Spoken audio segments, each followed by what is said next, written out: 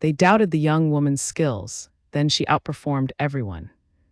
The email arrived at 6:47 in the morning.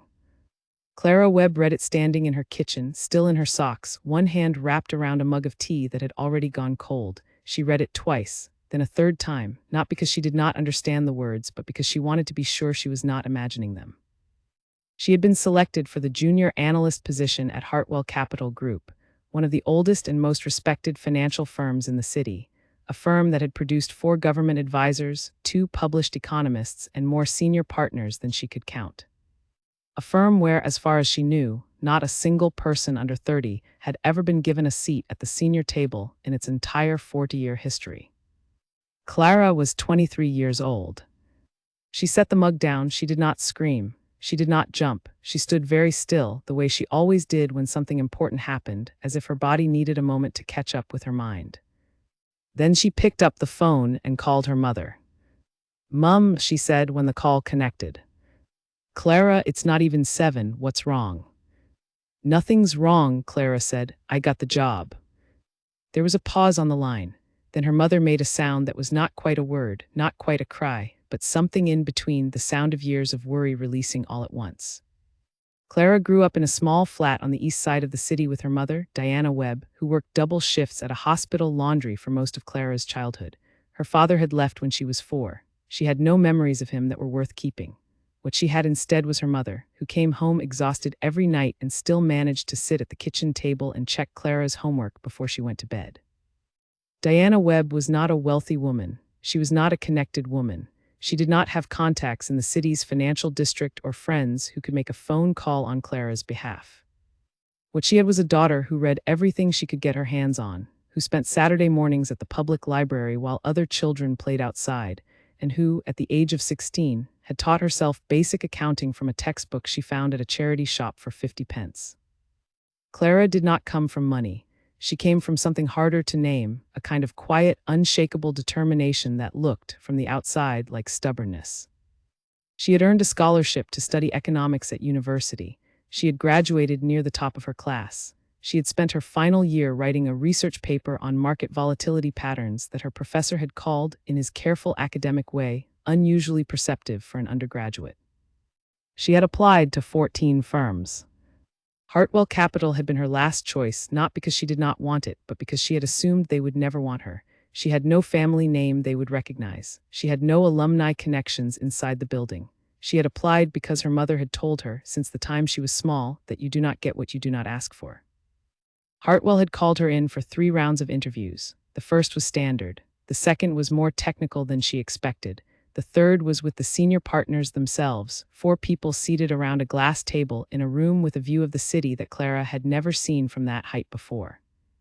She had walked out of that third interview not knowing how it had gone. The partners had been polite.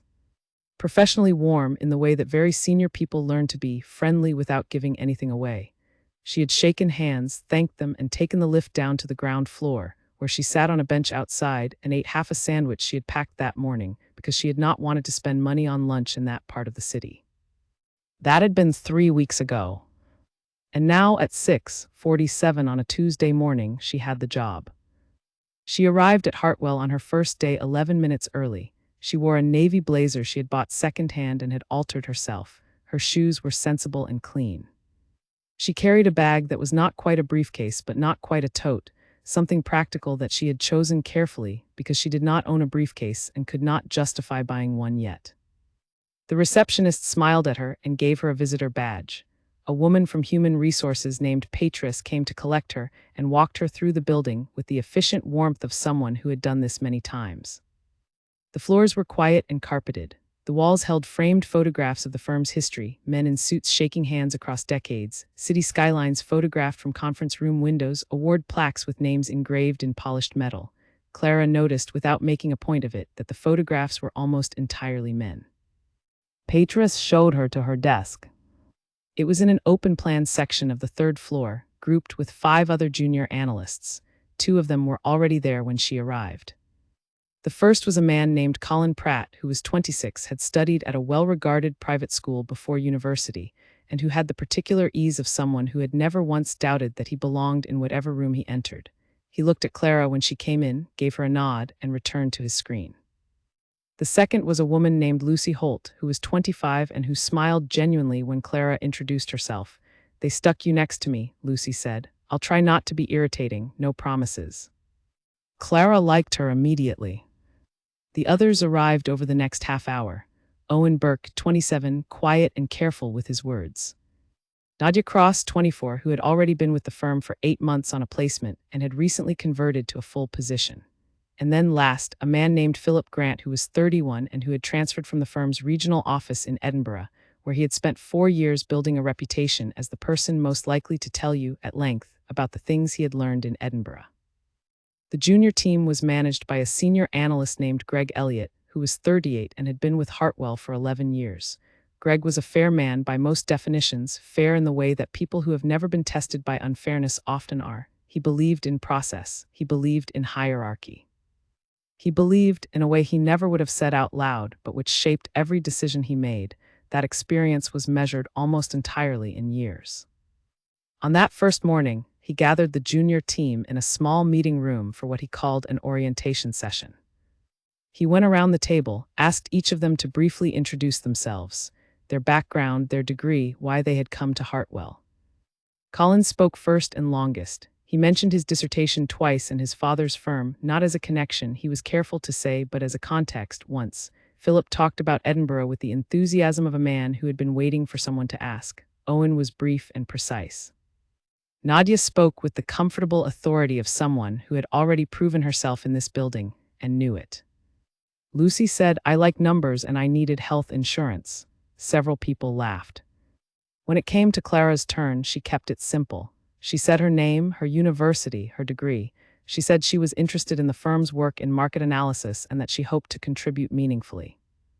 Greg listened to everyone, nodded at appropriate intervals, and then gave a short speech about expectations. He talked about the importance of process. He talked about learning the Hartwell way of doing things before trying to do things differently. He looked briefly but unmistakably at Clara when he said it. She met his eyes, she did not look away. After the meeting, Greg handed each of them a project brief. He called it a diagnostic assignment. 1 week. Each analyst would independently assess a set of client portfolio data, identify any risks or opportunities, and present findings to the senior team the following Monday. He said it was a routine exercise, a way of getting a baseline read on where each of them was analytically. He said it the way someone says something routine when it is not entirely routine, when it is, in fact, the first real test and everyone in the room knows it, and pretending otherwise is simply the way the game is played. Clara took her brief back to her desk. She read it twice. Then she opened the data file attached to it and looked at the numbers for a long time without saying anything. Lucy leaned over from the next desk. "How does yours look?" she asked. "Interesting," Clara said. Lucy waited for more. Clara did not offer more. What Clara did not say, what she had no reason to say yet because she had only been looking at the data for 4 minutes, was that something in the numbers felt off. Not wrong exactly, not an error she could point to immediately, but off, the kind of off that most people would smooth over with an assumption, the kind of off that, if you were not paying close attention, you would miss entirely. She had been paying close attention since she was old enough to understand that paying attention was the only tool she had. She closed the file, she organized her desk. She spent the rest of the morning learning the firm systems, meeting the people on the floor, doing all the things a new employee is supposed to do on their first day. But in the back of her mind, something was already turning. That evening, she took the bus home instead of the underground because the bus was cheaper, and she still had student loan payments coming out every month. She sat by the window and watched the city go past and thought about the data, about the thing that felt off. By the time she reached her stop, she had a theory. She did not tell anyone about it, not yet. She went home to the small flat she shared with a woman named Ruth Dawson, who worked in a bakery and was kind and tidy and never asked questions when Clara came home late. She made pasta, she washed up. She sat at her desk and opened her laptop. And she went back to the numbers. She stayed there until well past midnight, the city going quiet outside, the screen the only light in the room. By the time she went to bed, the theory had a shape. She set her alarm for 6. She needed to be back at Hartwell early. She had work to do. The second morning was a Tuesday, and the office was quieter than Monday. The easy energy of the first day had settled into something more focused. People were at their desks by 8:30, heads down, working. The week had begun in earnest. Clara arrived at 7:50. She made a cup of tea in the small kitchen near the entrance to the floor and carried it back to her desk. She opened her laptop, she opened the data file, and she began. The firm's diagnostic assignment was built around a mid-sized client portfolio, a collection of assets held by a long-standing institutional client that Hartwell had managed for over a decade. The brief asked the analysts to review the most recent 2 years of performance data, identify any areas of concern or opportunity, and produce a set of findings and recommendations. It was a structured task. It had a beginning and an end and a format for presentation. It was the kind of assignment that, if you followed the framework you were given, would produce a clean, competent, unremarkable piece of work, which was, Clara suspected, exactly what Greg Elliott expected from most of them: a baseline, a controlled starting point against which future growth could be measured. She had read the brief 3 times before she understood what was not in it. The data file covered 24 months. It was organized by quarter, by asset class, by performance metric. It was complete as far as it went, but it only went back 2 years. And the thing that had felt off, the thing that had been turning in the back of her mind since Monday afternoon, was a pattern in the numbers that did not make sense unless you looked at what had happened before those 2 years. The performance metrics for one section of the portfolio showed a consistent, very small, very regular deviation from expected returns, not enough to flag a concern in any single quarter, not enough to show up in a year-end summary as anything more than routine noise. But when you mapped it over 24 months, the deviation had a shape, a rhythm, the kind of rhythm that does not happen by accident. Clara had seen something like it once before in her final year research paper. She had spent 3 months mapping historical volatility patterns across a set of European indices, and she had learned in that process to read the fingerprint of structural drift, the way a portfolio shifts almost imperceptibly over time when the underlying assumptions it was built on have quietly stopped being true. She could not be certain of what she was looking at. Not yet. She needed more data that was not in the file she had been given. She needed to go back further. She spent Tuesday morning familiarizing herself with Hartwell's internal research system, a database that housed historical market data, client records going back decades, and a large archive of the firm's own analytical reports. She was careful about it. She did not want to look like she was going beyond the brief. She asked Nadia, who had been at the firm longest among the juniors, how the archive system worked. Nadia explained it patiently, walked her through the search functions, and did not ask why she needed it. By lunch, Clara had pulled records going back 4 years, not 2.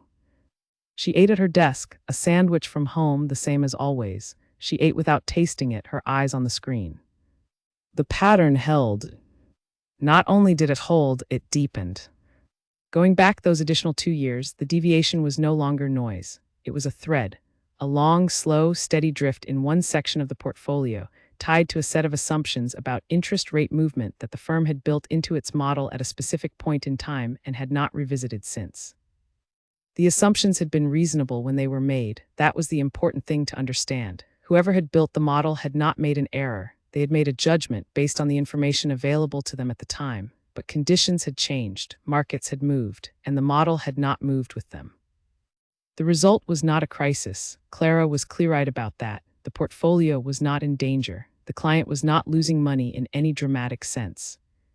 What was happening was quieter and, in its way, more costly. The portfolio was consistently underperforming what it should have been delivering, by a margin small enough to be invisible in any single review, but significant when compounded across 4 years. She built a spreadsheet. She mapped the drift visually.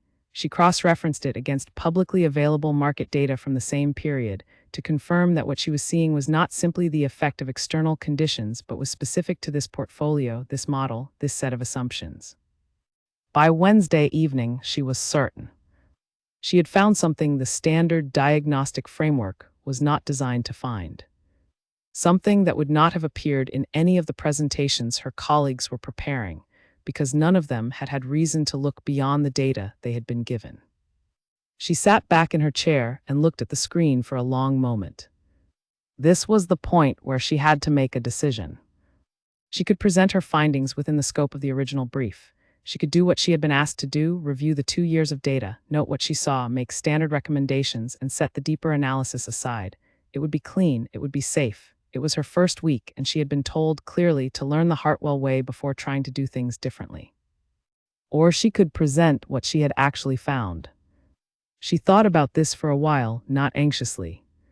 She was not someone who agonized. She thought the way she always thought, methodically, turning the options over, looking at them from different angles, checking her reasoning for cracks. The thing she kept coming back to was not ambition. It was not a desire to impress anyone or to outshine her colleagues or to prove something to Greg Elliott or the senior partners. What she kept coming back to was simpler than that. The client deserved to know. If there was a structural issue in their portfolio, even a quiet one, even a slow-moving one, they had a right to that information. That was what the work was for, not to look good in a Monday morning presentation, to actually be useful. She decided she was going to present what she had found, but she was going to do it properly. Not rushed, not incomplete. She was going to go back to the very beginning of the model, trace every assumption, document every step of her analysis so clearly that someone could follow it without her in the room. She netted a few more days. Thursday morning, she came in at 7:30. She noticed Colin's eyes on her when she settled at her desk. He was already there. He had been coming in early himself, which she respected, whatever else she thought of him. He did not say anything. She did not say anything. They both went back to their work. Greg stopped by her desk mid-morning to check in. He asked pleasantly how the diagnostic was coming along. She said it was going well. He nodded and moved on. She watched him stop at Colin's desk next, where the conversation lasted a few minutes longer, with more back and forth, more nodding from Greg, the easy rhythm of two people who had found their common language quickly. She had not found that common language with Greg yet. She was not sure she was going to. Lucy brought her a coffee at 11:30 without being asked. Clara looked up, surprised.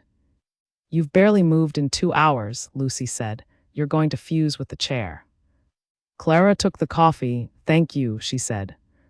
"Whatever you're working on," Lucy said, dropping her voice a little, not unkindly, "just make sure you don't go too far outside the brief. Greg doesn't love that, especially first week." Clara nodded. She appreciated the warning. She understood where it came from. She also knew she was not going to take it. Thursday afternoon, she hit the one moment of genuine doubt. Not about her findings, she had checked them enough times to be confident in the data. The doubt was of a different kind. It was the doubt that comes not from uncertainty about what you know, but from uncertainty about whether the room will let you say it. She knew what she had found mattered, but she was new, she was young. She was sitting in a building full of people with more experience, more history, more institutional credibility than she had. She had been at Hartwell for 4 days. She did not have a name they recognized or a connection that vouched for her. She had nothing except the work itself. She sat with that for a moment. A long, quiet moment, the office busy and indifferent around her. Then she thought of her mother, coming home at midnight with aching feet, sitting down at the kitchen table to check a 10-year-old's homework. She thought about what it cost to show up for something. She went back to work. By Friday evening, the analysis was complete. 83 pages of documentation, data, mapping, methodology, findings, and a clear set of recommendations for how the portfolio model could be corrected and what the projected improvement in returns would be if those corrections were made. She printed it, she went through it page by page, marking anything that could be clearer, correcting anything that was not precise enough. She read it the way she imagined the most skeptical person in that Monday morning room would read it, looking for gaps, looking for leaps, looking for anything that could be dismissed. She found 3 places where she could be stronger. She went back and made them stronger. She left the office at 7:15 on Friday evening. The floor was mostly empty by then. Colin was still there. He glanced at her as she packed her bag. "Big presentation Monday," he said. It was not exactly friendly, not exactly hostile, something in between. "Yes," she said. "You feeling ready?" She considered the question. "Yes," she said again. She took the bus home. She sat by the window. The city was lit up and moving, people out for the evening, restaurants warm behind glass. She watched it all go by and felt something she did not usually let herself feel until the work was finished. She felt ready. Saturday she rested. She went for a walk. She called her mother and talked for an hour about nothing in particular: her mother's garden, a television show they both watched, the neighbor's new dog. She did not mention the presentation. She did not mention what she had found.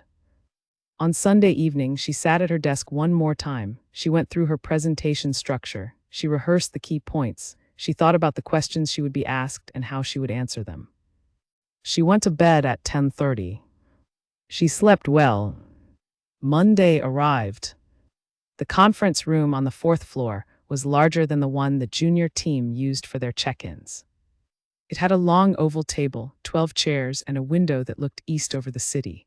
At 9 in the morning, the light came in at a low angle and lay across the table in long, pale stripes. The senior partners were already seated when Clara arrived. There were 4 of them: Henry Marsh, who had founded the firm with 2 colleagues 40 years ago, and whose name appeared on the building's official documents, though he had moved into a non-executive role 5 years prior. Diane Fowler, the managing partner, who ran the firm's day-to-day operations with a precision that the whole building felt but few people saw directly. Robert Calloway, the head of investment strategy, who had the reputation of someone who had been wrong very rarely and who remembered the few times he had been wrong with extraordinary clarity. And Jonathan Baird, who oversaw client relations and whose ability to hold a room's attention was something that people talked about even when they were not sure they liked him. Greg Elliott sat to one side, slightly apart from the partners, with a notepad in front of him and a pen he kept clicking at regular intervals. The 5 junior analysts sat along the opposite side of the table. The order of presentations had been communicated via email on Friday afternoon. Colin was first, then Owen, then Nadia, then Philip, then Lucy. Clara was last. Colin presented well. He was confident, structured, articulate. His slides were clean.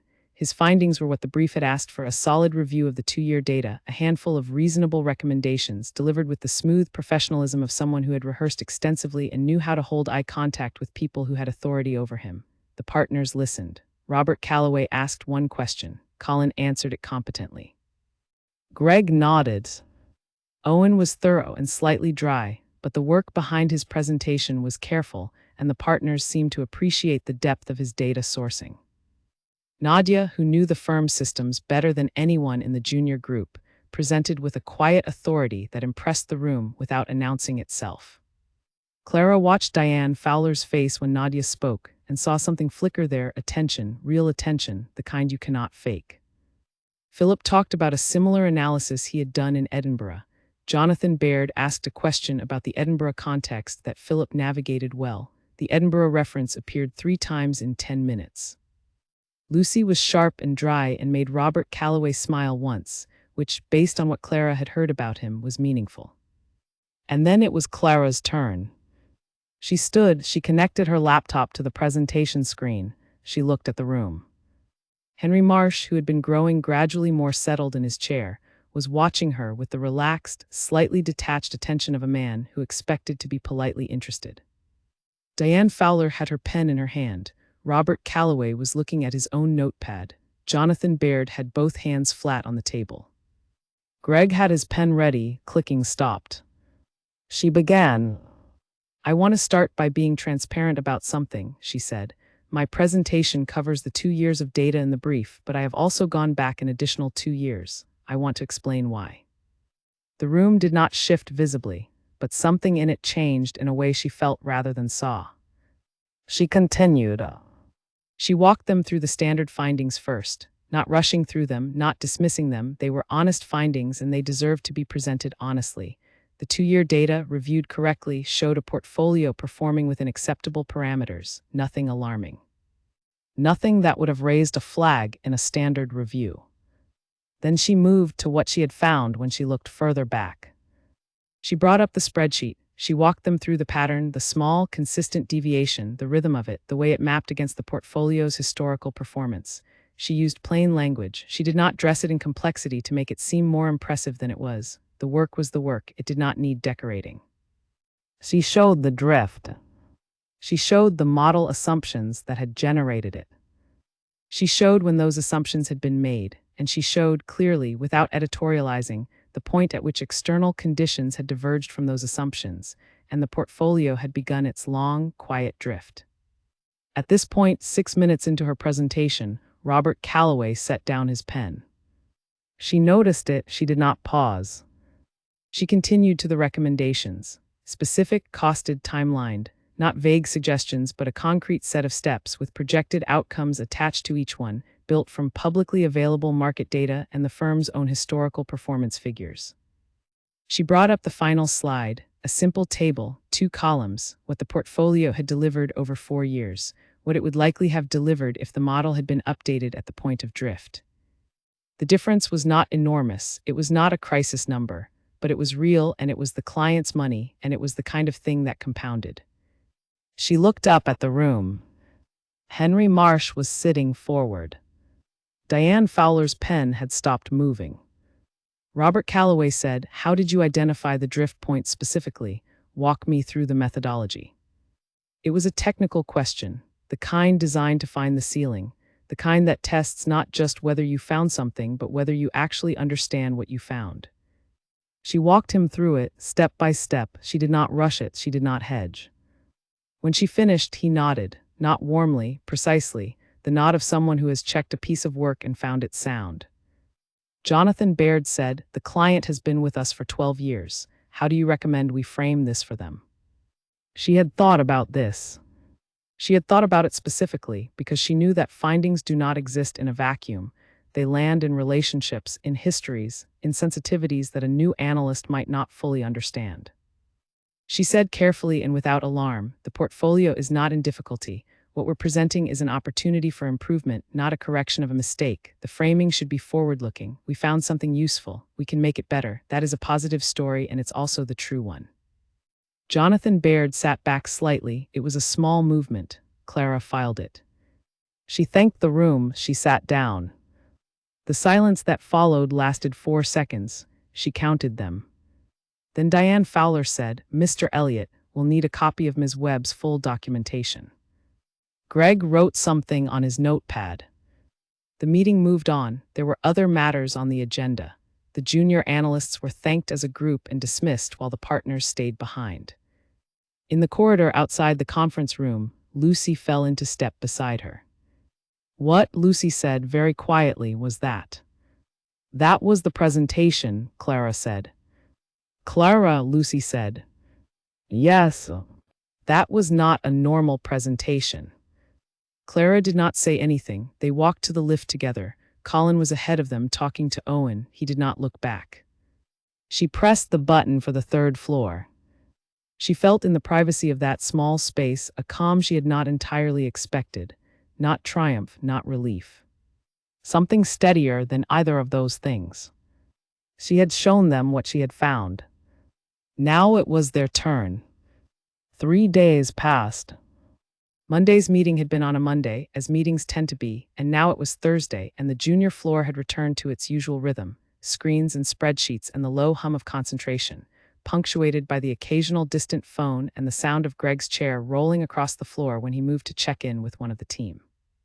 Clara worked. She moved on to other tasks that Greg had assigned for the week following the diagnostic presentations, a client risk summary, a sector comparison report, standard work, careful work, work she did with the same attention she brought to everything. She did not ask about the presentation. She did not ask what the partners had thought or what had happened after the junior team had been dismissed or whether Diane Fowler had looked at her full documentation. She did not ask because asking would have felt like anxious reaching, and she was not built for anxious reaching. She had done the work existed. Whatever happened next would happen on its own. Lucy asked her on Tuesday morning if she had heard anything. "No," Clara said. "Does that bother you?" Clara thought about it honestly. "A little," she said, "but not enough to do anything about it." Lucy looked at her for a moment. "You're a strange person," she said with evident appreciation. Colin had been noticeably quieter since Monday, not resentful exactly, or if he was managing it well. He was professional, he kept working. On Wednesday, he asked her a question about the archive system, and she showed him the search function she had used to pull the historical data. He thanked her without meeting her eyes, and she did not make anything of it. Philip told an Edinburgh story at lunch on Wednesday that nobody had asked for. Owen ate his lunch reading something on his phone. Nadia worked through lunch, which she apparently did every day. The floor moved through the week the way floors move through weeks, steadily, without ceremony. Thursday at 2:30, Patris from Human Resources appeared at Clara's desk. "Diane Fowler would like to see you," she said, "when you have a moment." Clara saved her work. She stood. She straightened her jacket, the same navy blazer she had worn on day one, freshly pressed this morning because she had learned early that preparation is one of the few things you can always control. She took the lift to the 5th floor, which was where Diane Fowler's office was. She had not been to the 5th floor before. Patris showed her to the office and knocked twice on the open door. Diane Fowler was at her desk, reading something on a large screen. She was in her mid-50s, with short gray hair and the particular stillness of someone who had spent years learning to be in rooms where other people were performing energy she did not need to match. "Clara," she said, "sit down, please." Clara sat. Diane Fowler clasped her hands on the desk. "Robert Calloway reviewed your full documentation yesterday," she said. "He spent several hours on it." Clara waited. "He found your methodology sound, more than sound, rigorous. The drift pattern you identified is real. We have confirmed it against our own internal records." She paused. "We are scheduling a call with the client next week to discuss the findings and the recommendations you outlined." Clara kept her face even. "I'm glad the analysis was useful," she said. "It was considerably more than useful," Diane Fowler said. "What you identified had not appeared in any review of this portfolio in 4 years, not because the people who reviewed it were careless. They were not. It appears because the framework they used, the framework we all use, was not designed to catch this kind of long-term drift. You found it because you looked further back than the brief required." She let that sit for a moment. "Why did you do that?" she said. "Going beyond the brief on your first week, you had to know it was a risk." Clara thought about the honest answer. She gave it. "Because the numbers felt off," she said. "Not wrong exactly, but off. And I have learned that when something feels off, looking away from it is more expensive than looking at it." Diane Fowler studied her. "How long have you thought that way?" "Since I was about 12, Clara said. "My mother kept our household budget in a notebook on the kitchen counter. I used to check it when I was worried. I was not always right about what I saw, but I was right often enough that I learned to trust the feeling." Something in Diane Fowler's face moved, not much, just a degree or two of shift in the set of her expression. "I want to talk about your role here," she said. The conversation that followed was measured and careful and professional in every respect. Diane Fowler did not make promises she was not authorized to make, and she did not deal in sentiment. What she said was this: the firm was considering how to best utilize Clara's particular approach to analysis. There were certain client portfolios, long-standing ones with complicated histories that had not been reviewed with fresh eyes in some time. It would be useful to have someone whose instinct was to go further back. She did not use words like promotion or new role. She used words like consideration and structure and fit. But she asked Clara 3 questions that were not small-talk questions. She asked about her comfort with independent work. She asked about her knowledge of fixed-income instruments. She asked about her experience with long-horizon modeling. Clara answered each one directly and accurately, including the things she did not yet know. "I have not worked extensively with fixed income in a professional context," she said when that question came. "I studied it at university and I understand the principles, but I have less applied experience there than in equity analysis."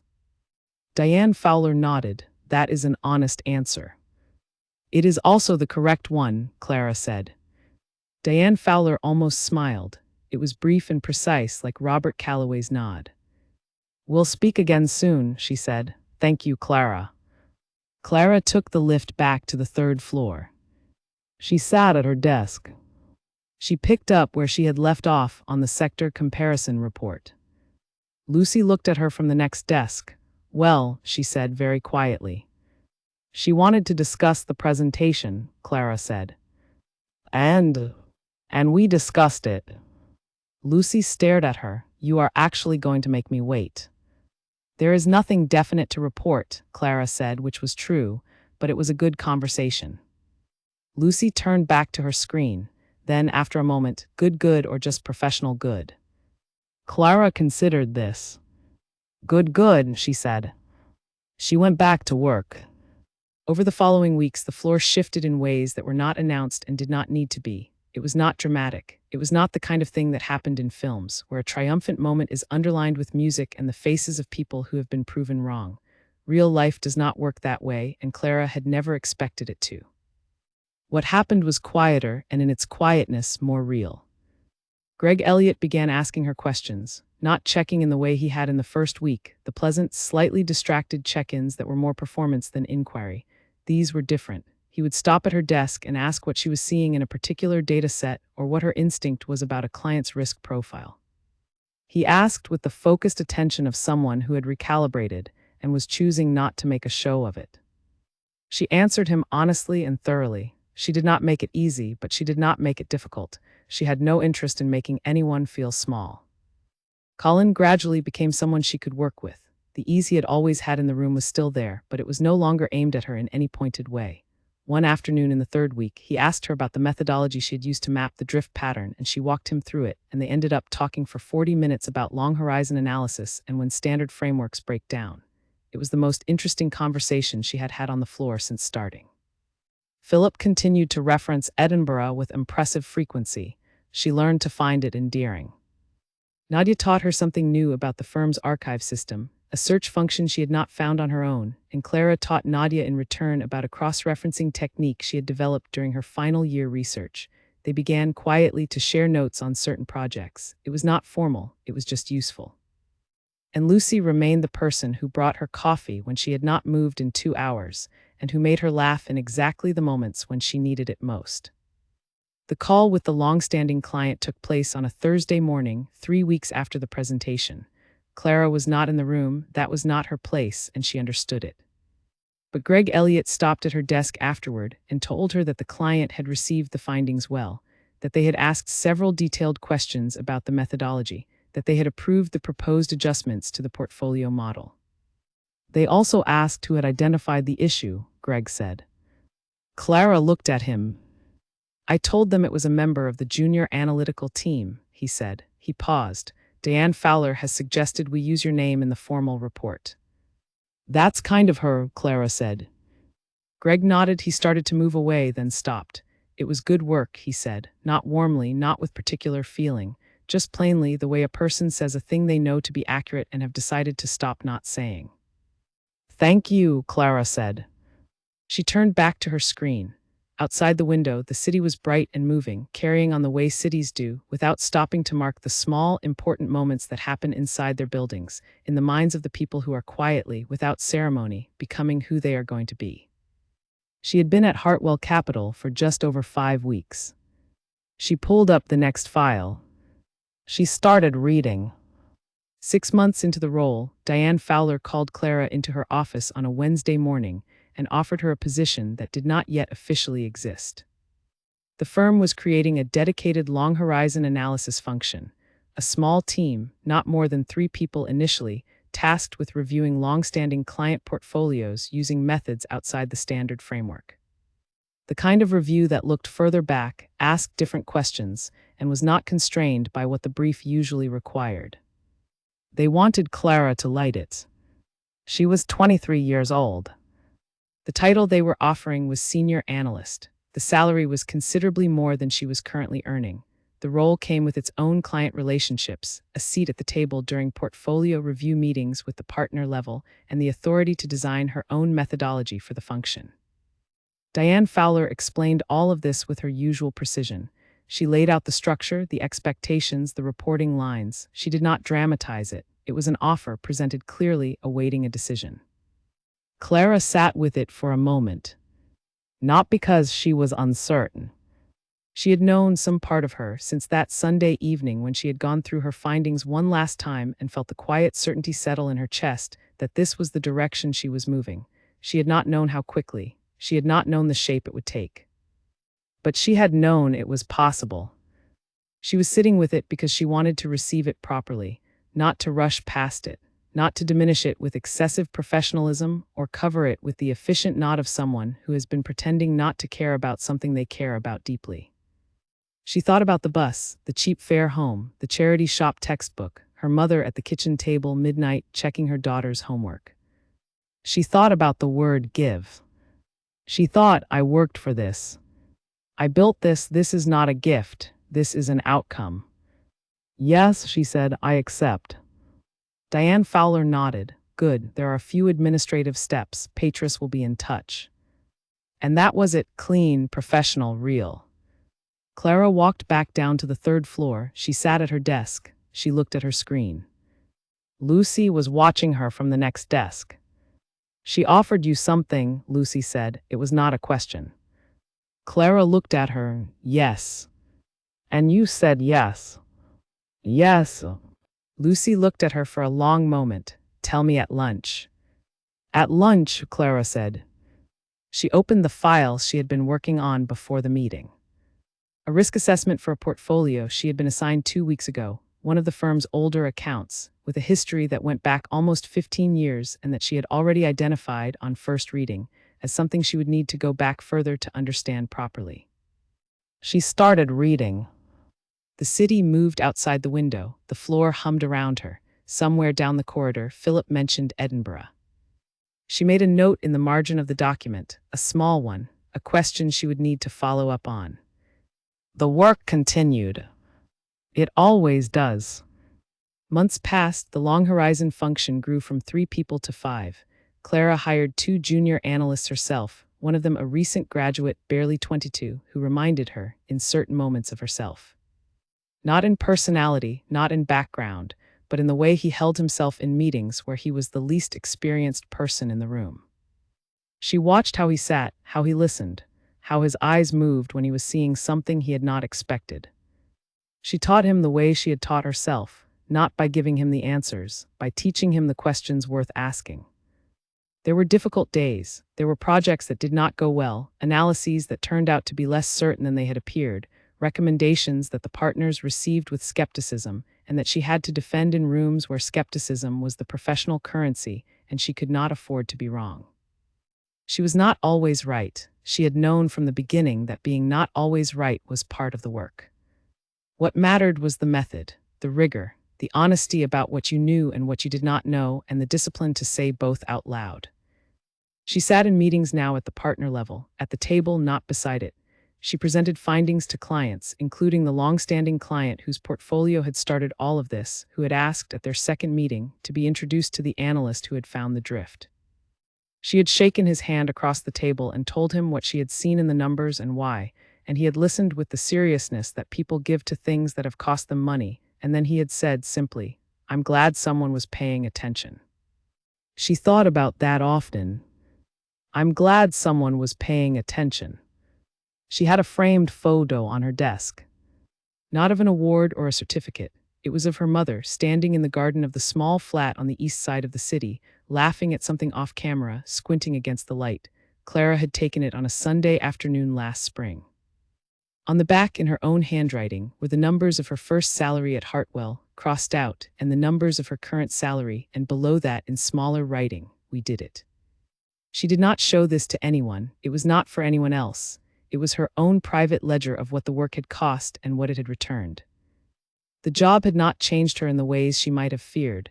She was not harder, not more distant, not converted to the belief that arriving somewhere important makes you permanently safe. She still took the bus sometimes when she wanted to think.